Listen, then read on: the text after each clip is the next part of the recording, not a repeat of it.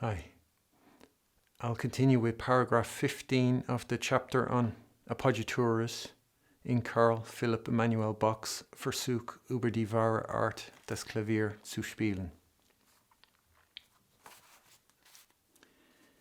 Wenn ein Ton eine Sekunde steigt und alsdann wieder zurückgeht, es mag nun dieser Rückgang durch eine Hauptnote, Tab 4, Figur 10, oder durch einen neuen Vorschlag geschehen, A, so entsteht vor der mittelsten Note auch leicht ein kurzer Vorschlag.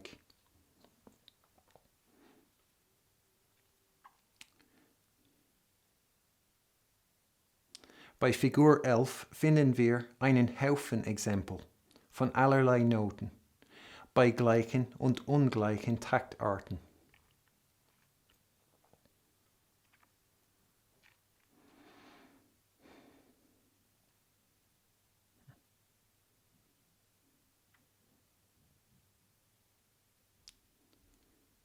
Wir sehen aus dem einen Exempel, dass auch ein langer Vorschlag in diesem Falle angeht.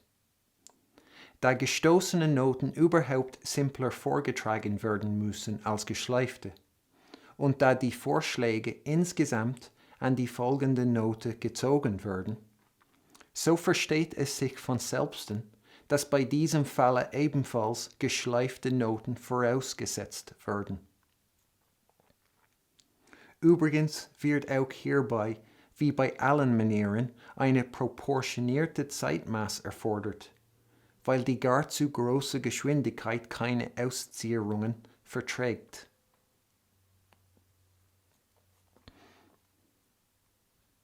Aus dem mit einem Sternchen bezeichneten Exempel sehen wir, dass bei dieser Gelegenheit, wenn nach einer kurzen eine ungleich längere Note folgt, der Vorschlag für diese letzteren nicht gut tut. Wir werden in der Folge sehen, dass alsdann eine andere Manier, welche besser ausfüllt, angebracht werden kann.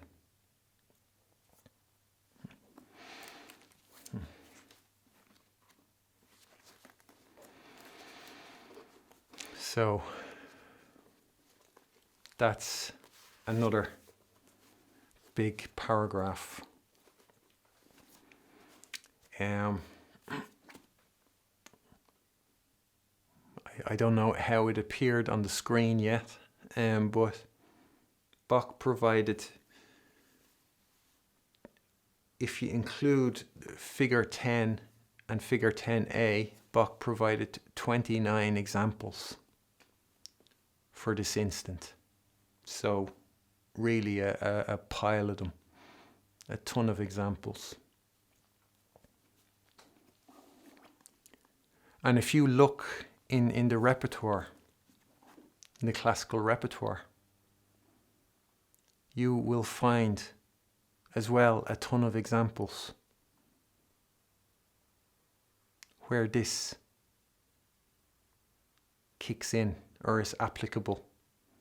That when you'll have no shortage. And honestly, in just looking at examples now, it kind of was made the preparation for this video, or the thought of it, kind of daunting. And so this is another thing we can, when we are faced with trying to figure out, do we play a short appoggiatura or a long appoggiatura? This is another element that we consider. And what Bach is describing here, I think it's not for nothing that there are so many examples provided by Bach. And it's not for nothing that there's so many examples can be found in the music of Mozart, to name a composer. Where this occurs. And that's because this is one of the key characteristics or recognizable elements in the music at the time, in the classical music, that if you equate it with, you know, guitar terms, or, you know, and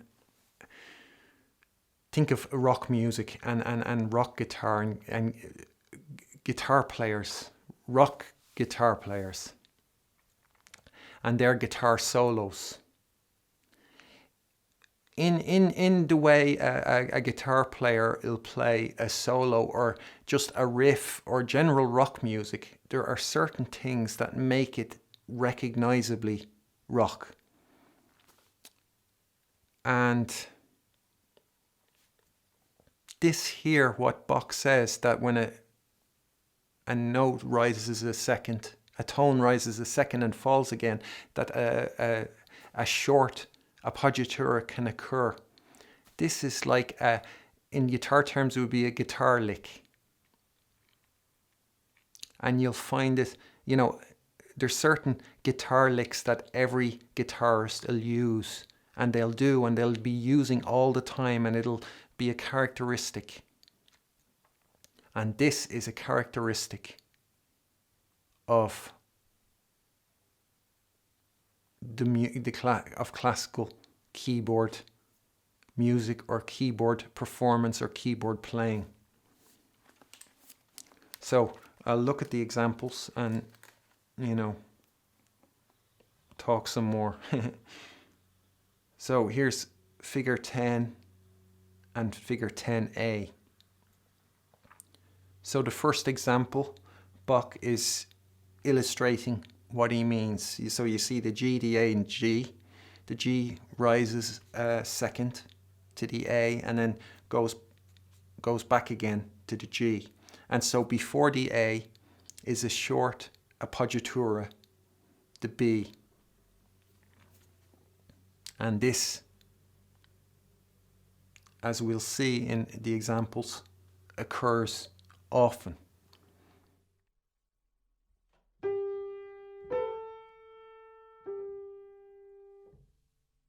So if you see this pattern,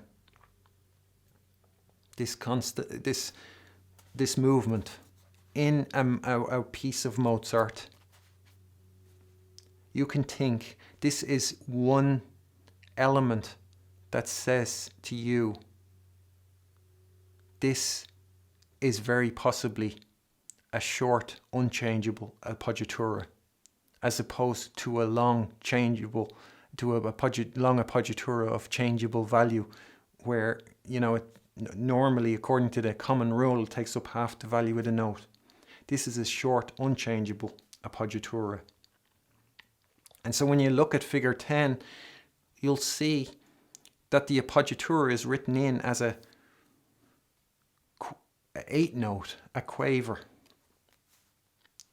and that the main note, the following note, is a crotchet or a quarter note. And so the way it's written in there, you can think this is a long appoggiatura that takes half the value of the note. But I know specifically that this example was added by Bach to illustrate how a short appoggiatura comes before the middle note. So how is that played? It's played where the main notes, where the nature of those main notes remains intact or unchanged, and you play the short appoggiatura so that you hardly notice anything of the value of that following A is lost.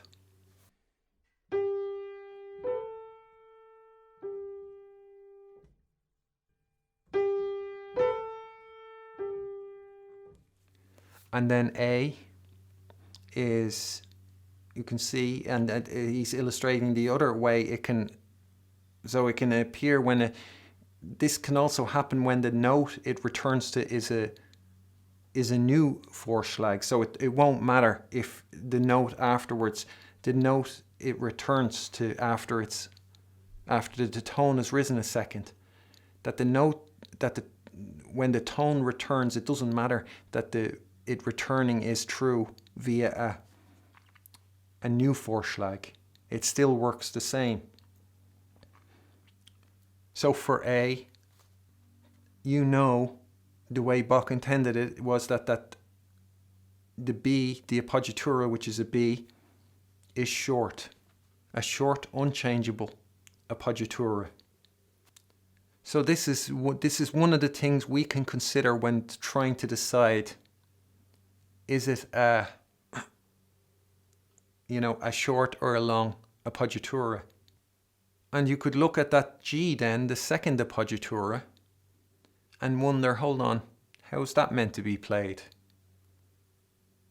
And so you'll think about what did Bach say about Appoggiaturas? Well, one thing he said was that when an Appoggiatura fills out a leap of a third, it's played short. So you can wonder there, hold on, is that meant to be played short? And then there's another thing that Bach says. What he said about the long changeable Appoggiaturas, that in uneven time, so this is a bar of 3/4, so that is uneven time. And in an uneven time, a long changeable Appoggiatura comes before, only on the downbeat, before a somewhat long note. So you could look at that A and wonder, hold on, there's two reasons why that G then would as well be short. And you can wonder, is that meant to be short? And these are the things that have to be figured out.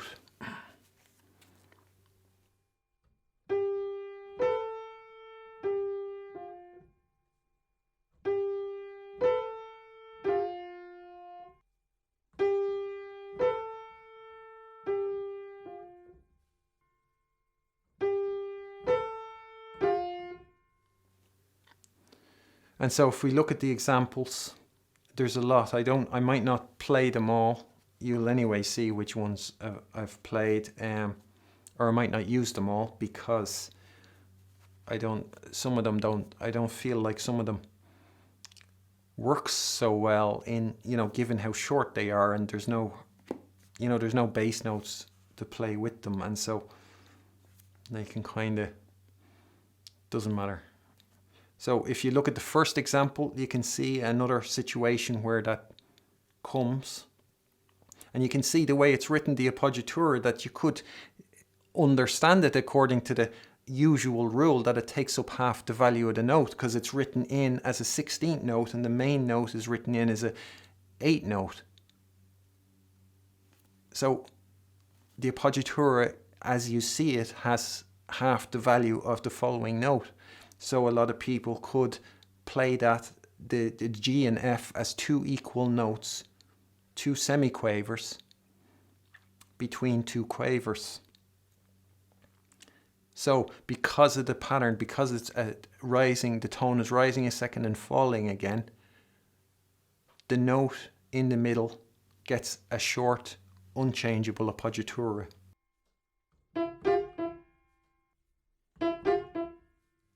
And the second one is another way where it can appear. And you can see it looks different. At first glance, it doesn't look like the same pattern as such. It's the way it's arranged. But you can see then it is the same. It's a tone rising a second and returning.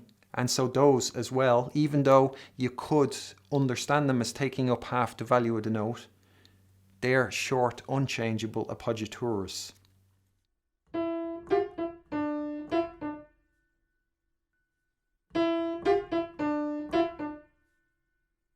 And the third example, you can see it occurring. Again, it looks different before triplets. And when you look at where the Appoggiatura is and the notes around it, you'll see it's It's a tone rising a second and returning again. So a short, unchangeable appoggiatura.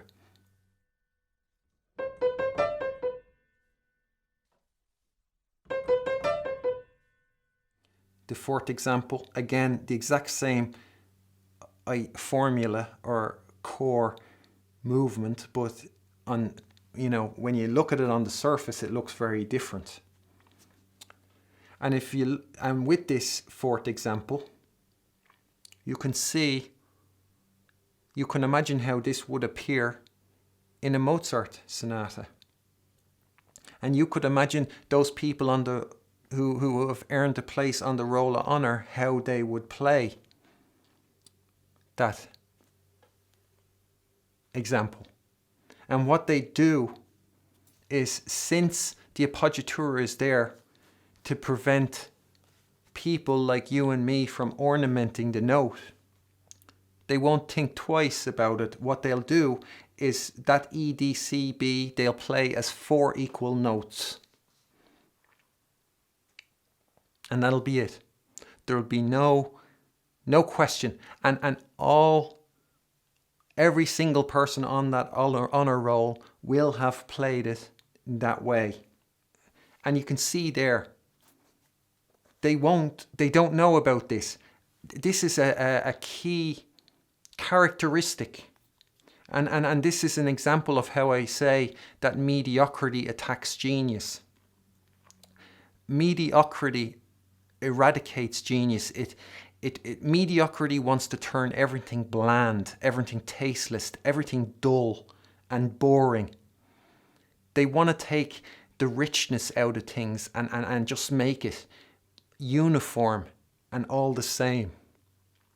And you can see how this is done here, and how mediocrity will, what you'll turn here in this bar, in this fourth example, what you have is you have a crotchet or a quarter note, you have a quaver, an 8th note, and then you have 2 16th notes, so 2 semiquavers.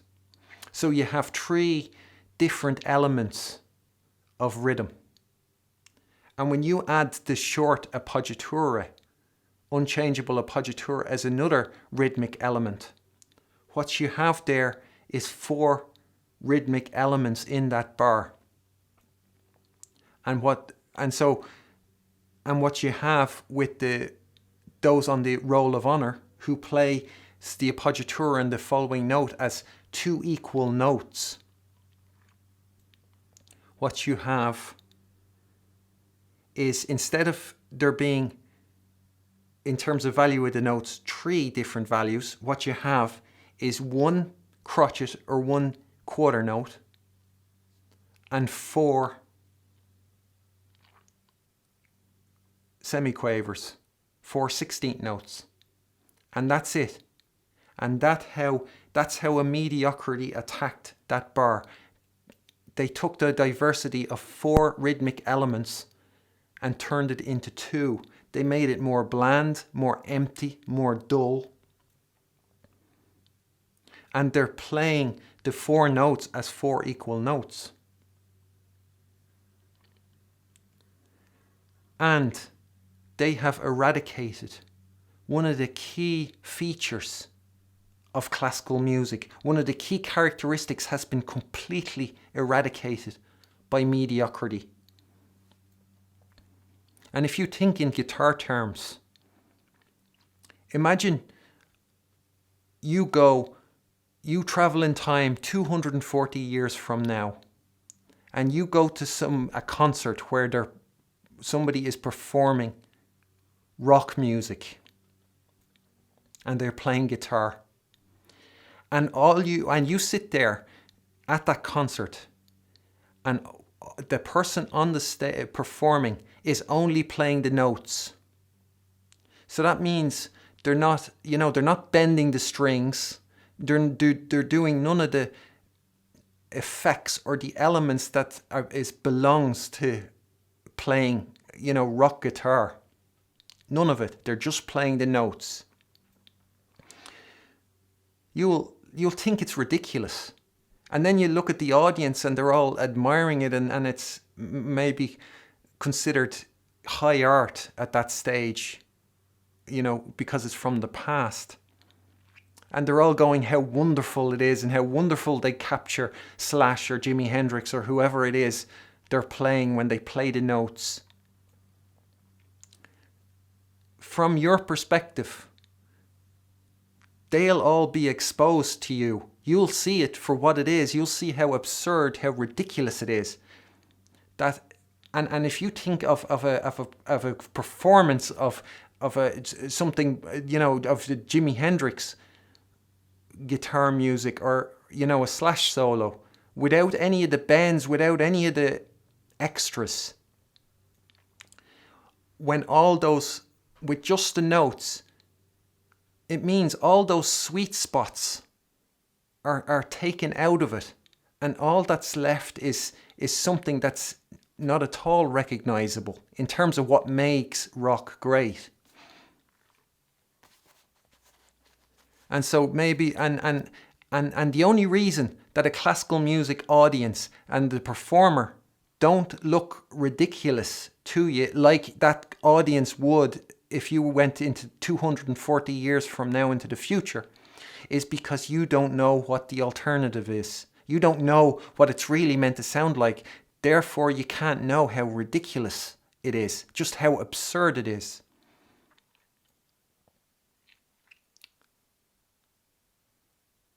But it would be, you know, if you took somebody from back in Bach's time, and Bach, and I'm not talking about somebody who really appreciates music.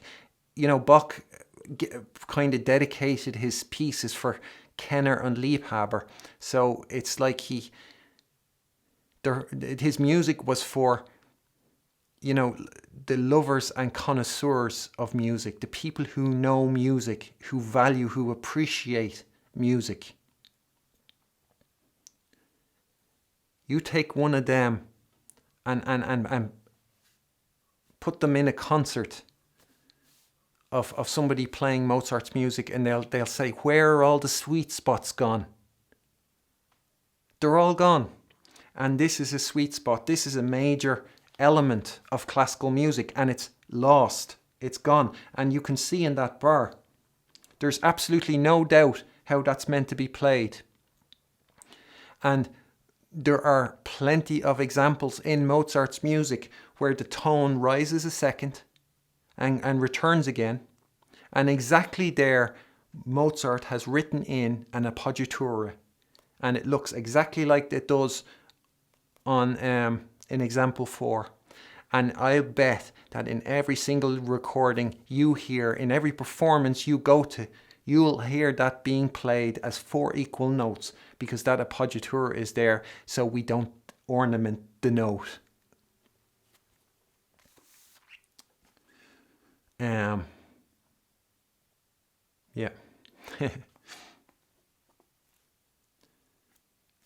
And in terms of, you know, guitar playing, bending the string, you know, when you bend it a full or like half, they're appoggiaturas. And that's exactly, you know, you bend just the string on the guitar up full, like so it's bent up a tone, you hit it, that's the appoggiatura. And when you release it, when you let the string down so it returns to the original note, that's the Abzug. You know, Slash is one of the, in my opinion, one of the best people who has the best sense and understanding of the appoggiatura in terms of guitar playing. And he uses it, I'd say, with a similar sort of skill that Mozart or Bach or Beethoven will have used it. Bending the string is an appoggiatura, and releasing it is the Abzug. And in guitar playing as well, if you're playing guitar and you play a tone, you go up a second and back again to the original tone, you can try adding a short, unchangeable appoggiatura on that second note, and you might see how natural it works, how well it works. And like you see in the diversity of all these examples, you can see how often you can incorporate that into your playing if you're playing guitar.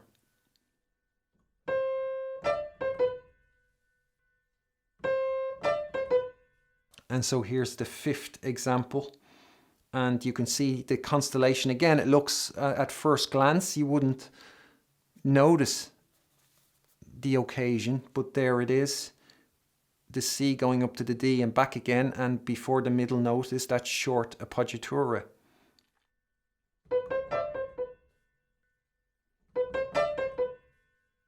The sixth example again looks different, but you have that exact same situation.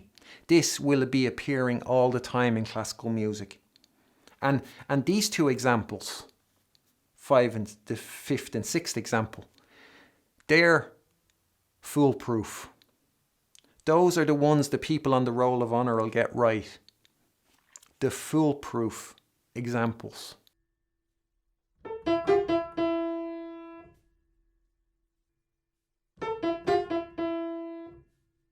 Here's the seventh example. And again, you can see the pattern, and this pattern is facilitated through another appoggiatura following the C. And so the D before the C is a short appoggiatura. But then the question is, what about the one after the C? Is that a short or long appoggiatura?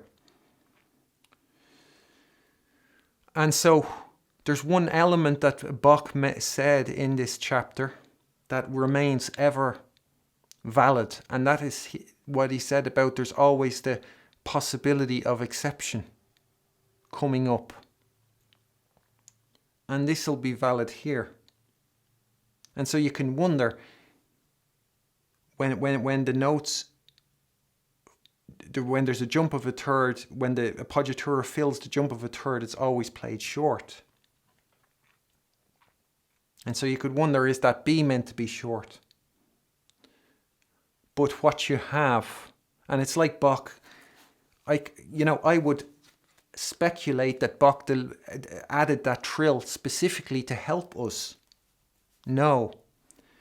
And so when you look at that trill with the B, you can see, you're going to learn this later on, but that is called an angeschlossene triller. And since it's an angeschlossene triller, you play that appoggiatura. I am 100% certain that appoggiatura is a long appoggiatura.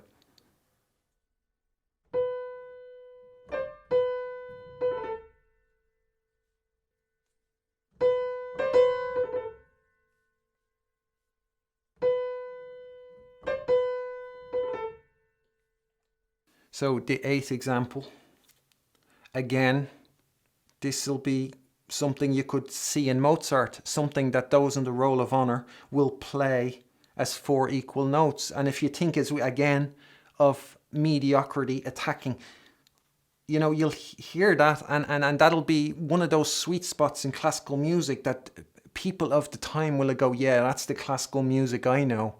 That's the music I know. They're the sweet spots.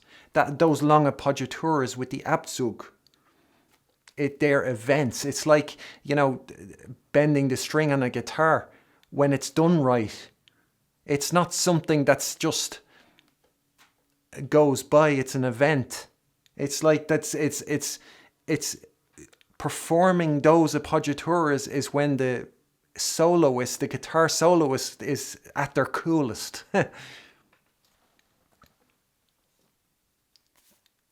And with mediocrity, first of all, the Roll of Honor, it'll be gone. The sweet spot is this eradicated. And what they've done is, when you think of the rhythmic elements in that bar, there's semiquavers, quavers, and a short appoggiatura. So there's 3 rhythmic elements in that bar. And what will mediocrity do? Those 3 elements in one bar is what feeds the soul. I mean, in rhythmic terms, you have 3 elements in that bar to give you something to, to give you nourishment, substance.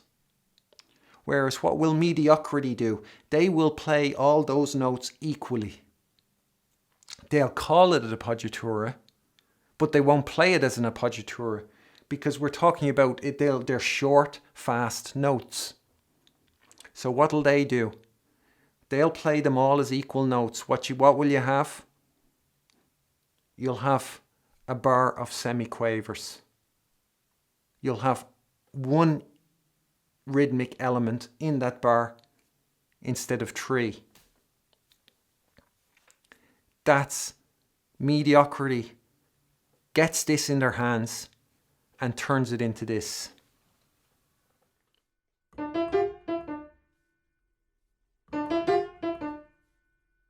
The 9th example, again, looks different from all the other examples. At first glance, you wouldn't notice that this applies, but there it is, applicable.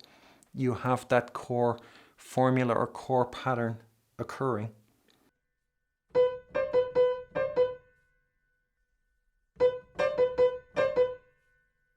In 10, you see it again.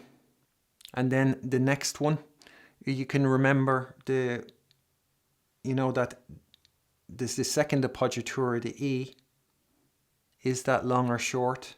You can remember those merkwürdige examples or the noteworthy examples that Bach included, and he included how you play a long changeable appoggiatura when it is joined to a dotted quaver or a dotted 8 note. And that was in the last video.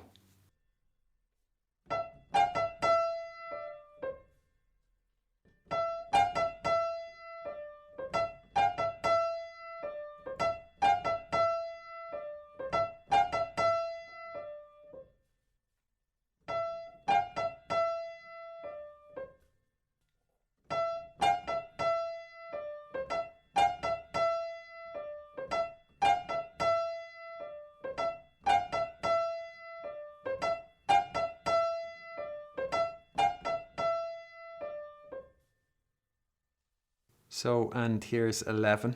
Again, it looks different. You wouldn't recognize it, but there it is the tone rising a second and coming back again. And you could maybe wonder, is that F and by the Einschnitten, the cutting in, and before is the short unchangeable appoggiatura.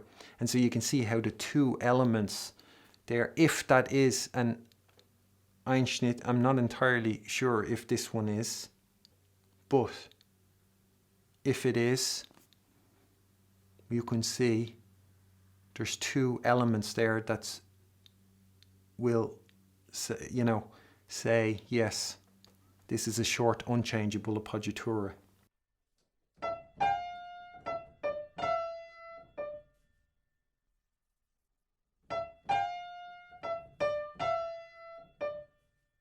And the 12th example, this is again triplets, and it's in 3/4, and you can see it coming before the middle note, and so that'll be played. And you see, it doesn't matter, Bach could be including this to show, yes, in the middle of a triplet it can happen too. Wherever this occurs, that will easily occur. Wherever that tone rising a second and falling, returning again, wherever that occurs, so too can the short appoggiatura occur before the middle note.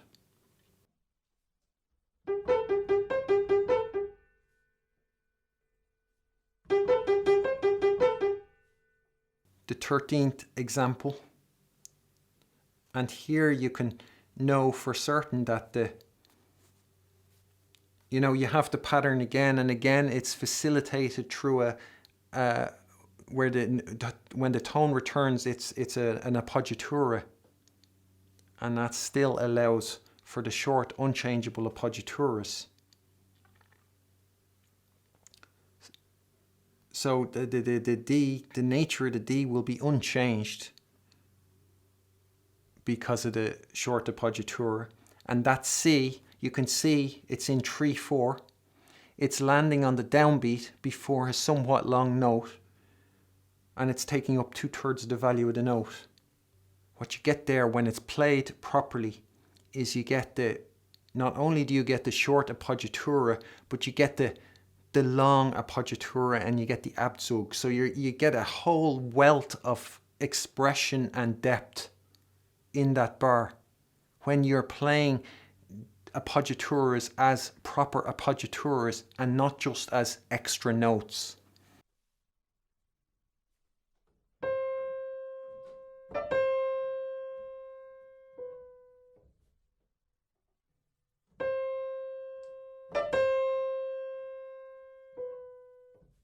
And the 14th example. This is as well, we have to look, how do we decide if it's a short or a long appoggiatura? And you can see the pattern there, that you can know that the E before the D is a short appoggiatura, and it's returning via another appoggiatura. And then you can wonder, hold on, is that appoggiatura between the D and the B, is that meant to be played short? Because on the one hand, it's filling out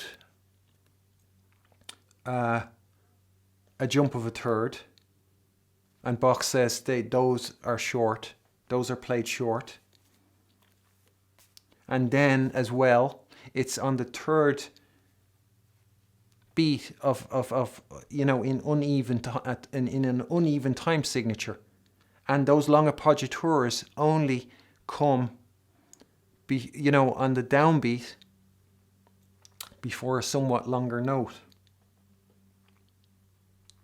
But then you can see the tie, that B is tied, and you can think back again to these noteworthy examples and how the tied note, when a note was tied, how the appoggiatura took up the value of the first note of the tie, and that the Abzug only occurred then to the second note that was tied. And so then you could think, hold on, maybe is this a case where that C is held for for the length of the crotchet, so for the third beat of that bar, and then the B is only played on the downbeat? And as well, you could look and see that B as another case of the cutting in by dem Einschnitten. And we know that Bach has told us that by dem Einschnitten, a long changeable appoggiatura can come before the Einschnitt.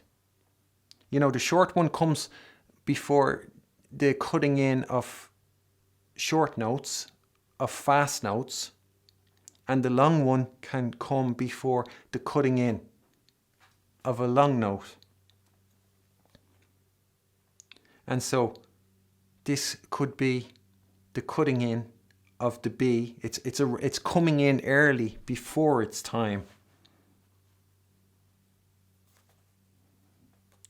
And so that could be the answer to why, and the exception then to what he said about the long appoggiaturas come before, on the downbeat in 3/4 or in an even time signature. And then the next one, you see the pattern again. The B is going to the C and back to the B again via another appoggiatura. So before the middle note, the C, there's a short appoggiatura of the D. And then that B will be played as a long appoggiatura, even though it's in uneven time. But because of the Einschnitt, it facilitates it. And then the final kind of the test is in the playing, is in how it works. Does it make sense musically? Does it feel good? Does it feel right to play? And so if you try that with those, that'll be the final test. But you can see how you can use what Bach has said to determine, to figure it out, to go through a process. So if you have to defend your decision, you're able to give all these reasons as to why you picked the Appoggiatura you did. Whereas if you ask those people on the roll of honor, if you get them to defend their decision, will they be able to? And one of the reasons why they won't be able to is, I mean, first of all, there's big gaps in their education. They don't know any of this stuff. They don't know that a tone rising a second and coming back to the tone, that this is a key characteristic of the music at the time. They're completely unaware of that. And they think they're in the right. They anyway think they're right. They don't think they need to defend themselves because they think they're right. So they never think about defending their choice. So if you ask them to defend their decision, they go, what? Because for them it's out of question that they could possibly be wrong. They're the ones who are right. They are right through, a vote of popular opinion. Everybody understands them as being right. So why do you need to defend yourselves? And then somebody like me comes along and destroys them. They just look, they're standing with their thumb and sucking their thumb, and grabbing their blanket after I'm done with them, because they just do not, will have never encountered someone like me before. And you will have the same devastating effect.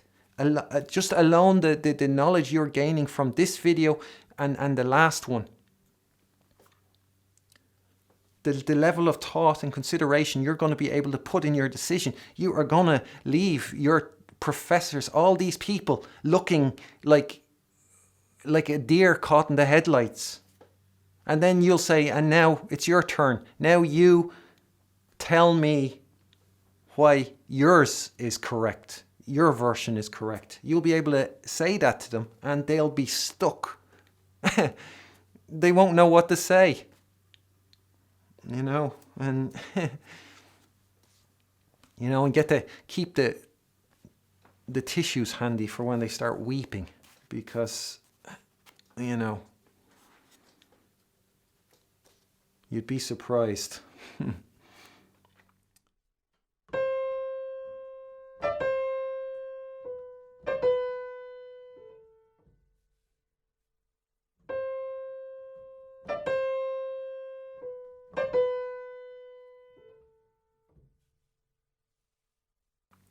Now here's the 15th example. Again, it looks different from the other ones.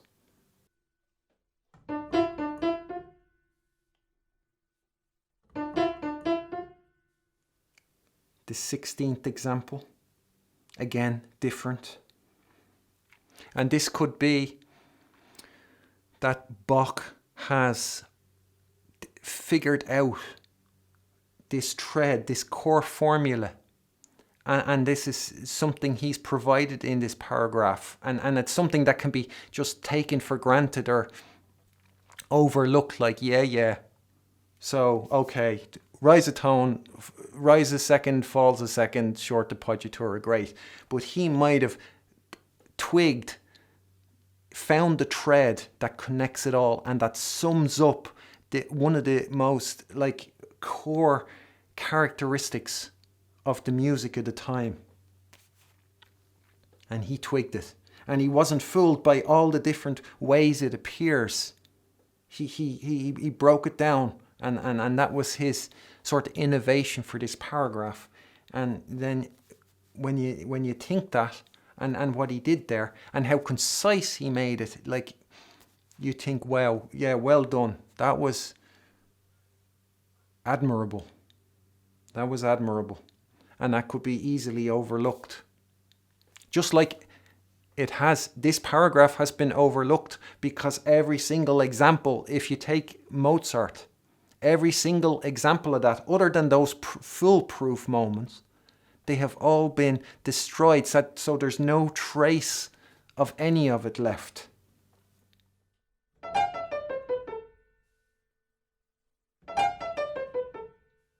The 17th example. And you can see these are, again, it's in 3/4 time, the example.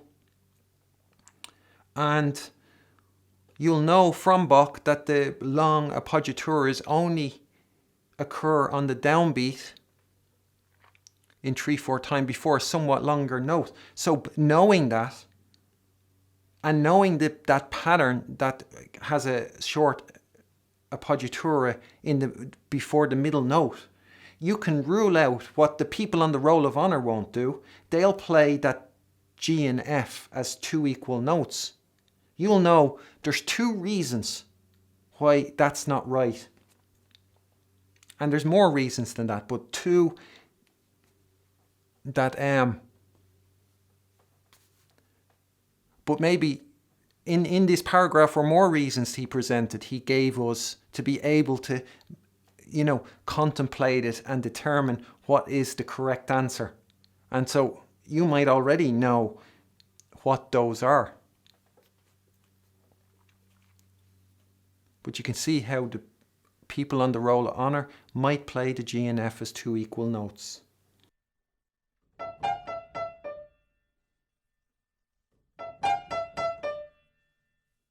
And here's the 18th example. Again, looks different, but it's the same. You can see how this is all over the place. It's everywhere.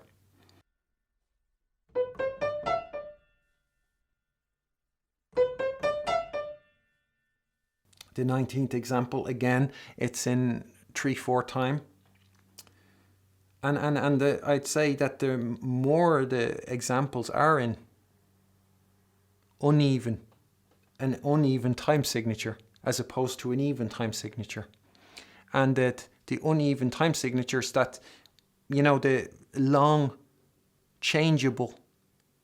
appoggiaturas of changeable value are less possible. So you're invariably going to be using more short appoggiaturas.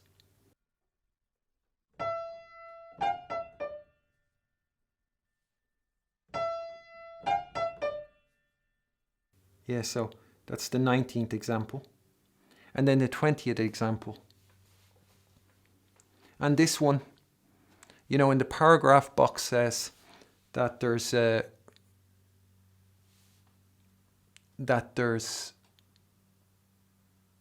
you can see in the one example that a long appoggiatura will apply. And so when you look at the 20th example there, you can see it's in uneven time, and the appoggiatura is coming before a long note on the downbeat. And so, and I would say there's 2 ways to maybe understand this sentence or this bit, like that, he says, wir sehen aus den einen Exempel, dem einen Exempel. And I would think that it could be interpreted like wir sehen aus den einen oder anderen Exempel. That so we see from the one or other example. So we see from the example that long appoggiatura will also work. And there you can see there that a long appoggiatura will work there. But then in explaining that, he didn't specify which example it is, But maybe if that's the only example where that is possible, well then this is the example he's talking about. And so he explains then, he gives us more information to use in determining if it's a short or a long appoggiatura. And so he says, since staccato notes or detached notes generally are performed or simpler than joined, slurred or legato notes. So if you're embellishing a staccato note, the ornament you can add to that staccato note can't. You're very much restricted by the fact that it's a short, detached staccato note. Means the ornament has to be very quick. It's limited. And so you cannot, otherwise the staccato or the detached nature of the note is gone, it's destroyed.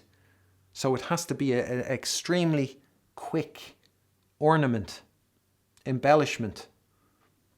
And generally, there's,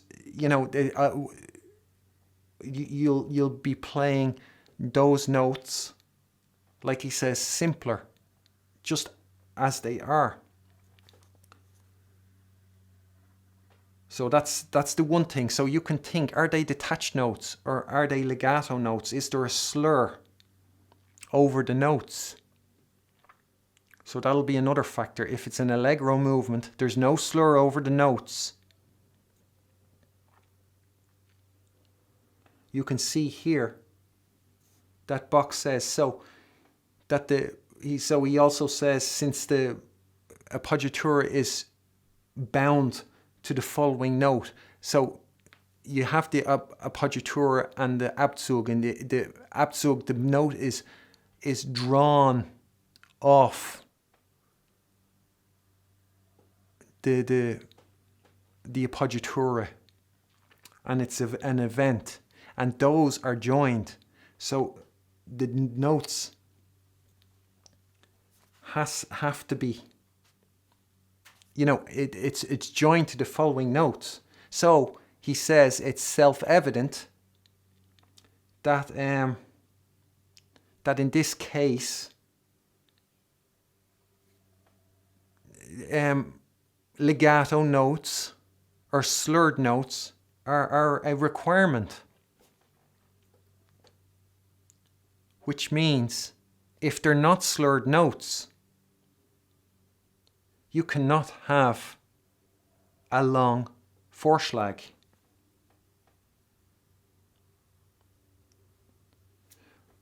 And he says then as well, by the way, just like with all ornaments, there's a proportioned tempo is required, because too big a speed does not bear embellishment or ornaments.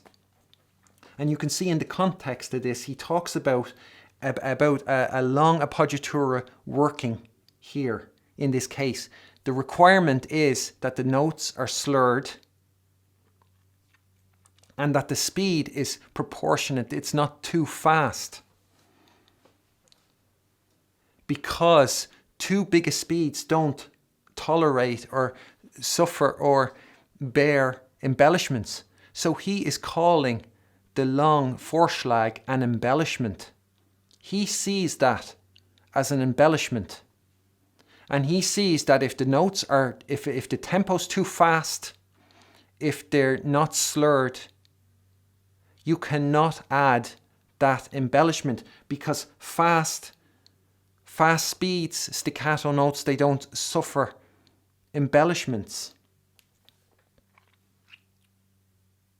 So where Lilliput considers the appoggiatura being there so you don't ornament the notes, if you think that in other terms, that's like a Christmas ball being hung on a branch of a Christmas tree, so you don't decorate the branch people know then that's a branch not to be decorated. You can see how absurd that is. The Christmas ball itself is a decoration. The note that, the appoggiatura itself is the decoration. It is the embellishment. And what in fast speeds, what a short, fast note can bear in fast speeds is a short appoggiatura. It can't bear or handle a long appoggiatura, that embellishment. But people, the honor roll, they don't see it as an embellishment. They see it as a do not ornament sign. And if you see the Christmas ball on the Christmas tree as a do not ornament sign, you fail to see what a decoration is meant to do. You don't see it as a decoration anymore. It's a sign. It's a functional thing that has nothing of its own. And that is not the way Bach sees it. He sees it so that is another way to determine, is this a short or a long appoggiatura? What's the tempo? Are they slurred notes?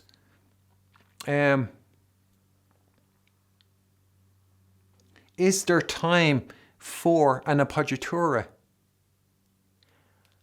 And an appoggiatura, long and short, they're both embellishments. Bach sees them as an embellishment. They're not a play a note and it's a don't decorate this sign, because it's already a decoration. There's no way Mozart will have considered the short appoggiatura as a do not decorate sign, because he'll have seen it as a decoration, as an embellishment, as an ornament, not as a do not embellish this ornament. I don't know, it sounds ridiculous to be saying that, but I mean, that is how it is. So we're learning. We have more to go by in deciding. It's not, it's like, why can Lilliput, why can that honor roll play all those appoggiaturas taking half the value of the note? Is because they don't understand the value of the appoggiatura. And it's like they're writing checks they can't cash. When they play it as a long appoggiatura, the reason they can do it is because they don't understand what they have to deliver when they play it as a long appoggiatura. Whereas if they were playing for Bach, and Bach says, right, now deliver up, play your long appoggiatura, play that allegro, and let me hear your long appoggiatura. You want to play them all long? Let me hear them. And all those people on the honor roll, they won't be able to deliver. They'll have written checks they can't honor because they don't have any comprehension of the value of it. So they can, it's like in certain, like that series Lost and all, it can be so outrageous and have all these off-the-wall things happening. I never watched it, but I've heard, and the thing is, that technique is always there. It's always, I hate it, but you have the people responsible. They're writing checks they can't cash. So they can never deliver on these off-the-wall things. They don't have, and that's why the ending always is always terrible, because they write checks they can't honor. And that's what those people in the honor roll are doing. They're paying lip service. They call it an appoggiatura, but they're not playing an appoggiatura. And when it comes down to it, when they're confronted with somebody who knows what an appoggiatura is, if they had to face Bach, they wouldn't be able to deliver, because when they're faced with Bach and when Bach tells them what it is they have to deliver, they'll have to say, oops, sorry, I can't do it. And Bach will say, of course you can't do it. And there you can see in Lilliput, I mean, the price is known of everything, but the value in nothing isn't. nobody knows the value of it. They just know the price. They can call it an appoggiatura, and if you don't know the value of it, you can write checks left and right and pass them around because you never even understand that you're going to have to, honor them. So you can write as many checks as you want. You can have as many long appoggiaturas as you want because you don't have a clue what a long appoggiatura is. And that goes as well for all these early music people who are meant to know about early music. I'm not one of them. But you can see here, this is a lost element. This might be one of the most recognizable things of Mozart, and yet we've never heard it because it's just not done. It's completely lost. And somebody who's heard the Mozart and then here's somebody playing Mozart, and they hear it nowadays and they say, where's Mozart gone? There's none of Mozart there. It's just the same as if we heard the performance of Jimi Hendrix and all those things, all the bending of the strings, all those elements of guitar playing that he does. If none of those were present and he just played the notes, you'd say, that's not Jimi Hendrix. I recognize the notes, but that's about all I recognize. Yeah.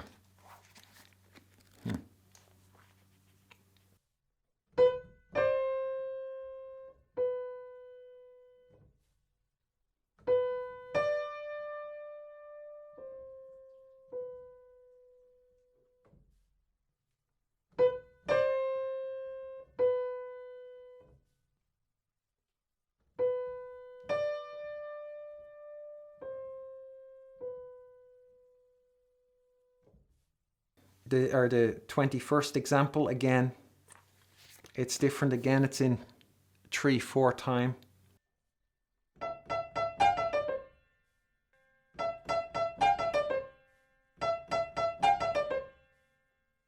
The 22nd example, yet another variation of that, where you wouldn't recognize that it is the same core formula, but it is. And so they're short, unchangeable appoggiaturas. And you can see the notes, they're all detached notes. They're not slurred.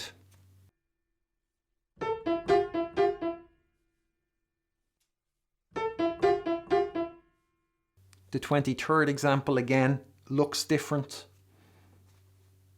but is that same pattern.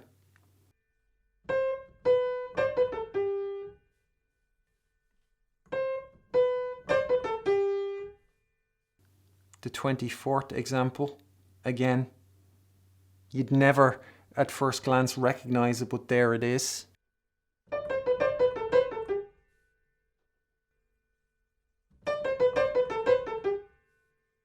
The 25th example. And there was a few there, like in figure 10 and 10a, that you can see Bach has included a slur mark, a slurred. And so when you think of what he said there about the one example where a long appoggiatura goes, it could possibly be that this would be one of them. And it could be that what he says about, a long unchangeable appoggiatura only occurs on the downbeat in a bar of uneven time. And before a somewhat long note. That in terms of, like when it's very slow in 3/4, that it could be possible that there's a long appoggiatura then in places other than in the first, in the downbeat, perhaps.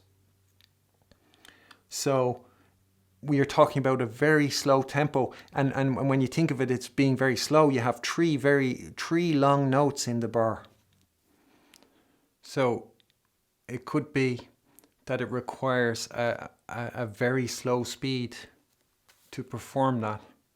But if you're playing that example at any moderate speed, you'll see, or it might be noticeable that anything but a short appoggiatura, that the time signature just doesn't tolerate it. It disrupts 3/4.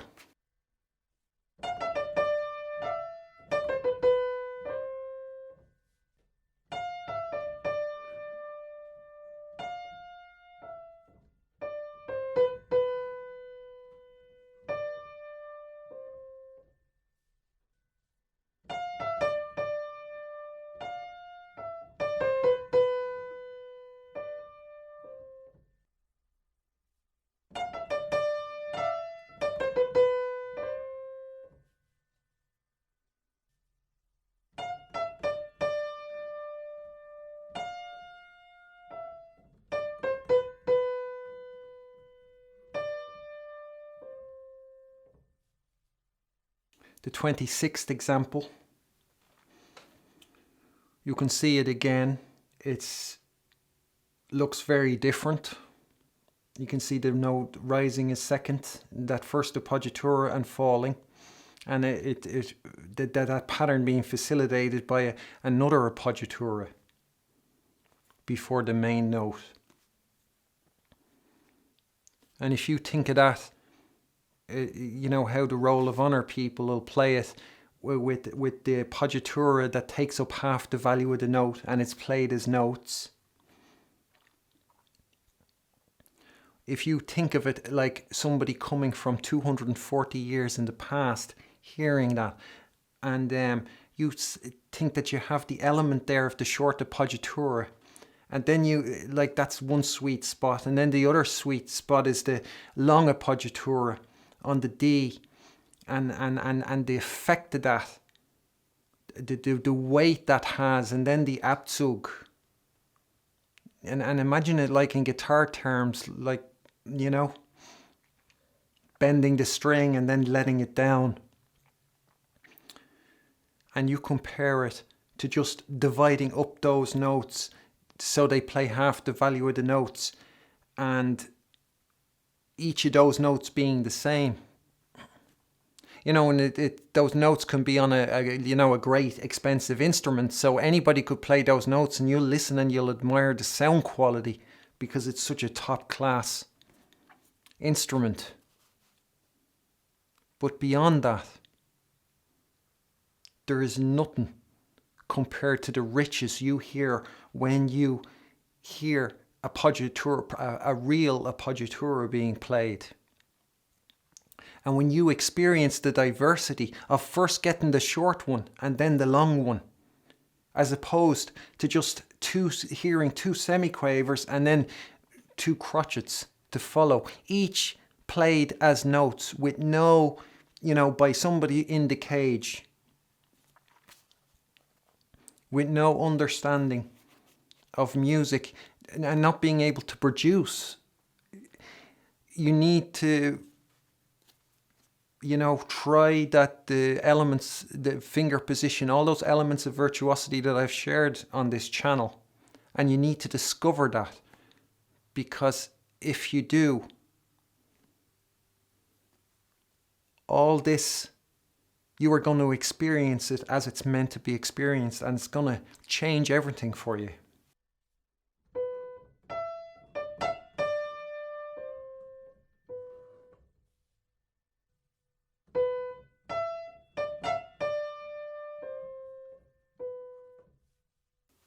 So in the 27th example, again, it looks, even though there's been 26 other examples, this one looks very different from the others. And you can see it's in 3/4, and that the appoggiatura is coming just as Bach says, and he has it slurred, but he has written in the appoggiatura with it, he has tailed it twice. So this might not be one of those examples where he says a long appoggiatura can go, and that he deliberately made an extra indication to show that. And you could think with the figure 10 then, after all, that those as well could be played long, and that he did mean more than just that one example.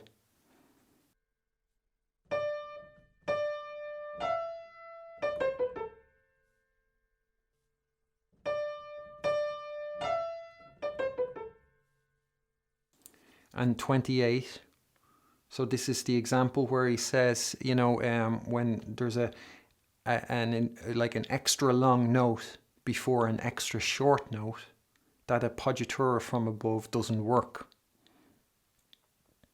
And you could try that yourself. You could and play that short appoggiatura from above, and perhaps you might notice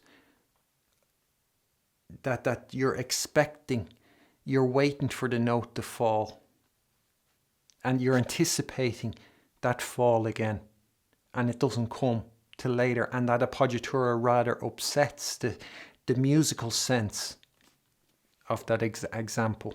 And you can maybe hear, test it for yourself, and then hear, does Bach speak the truth when he says that a short appoggiatura with this pattern, when the note before it is extremely short and the next one is extremely long, that it doesn't work.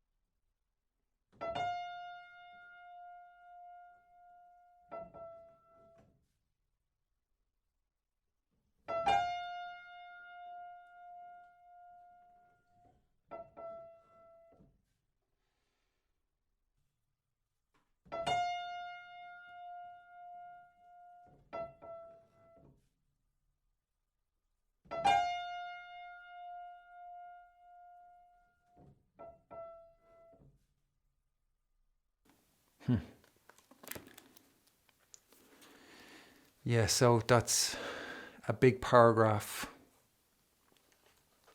I'll leave it at that. It's I don't seem to be able to make it under an hour, no matter how. Maybe I'll just take a sentence next time.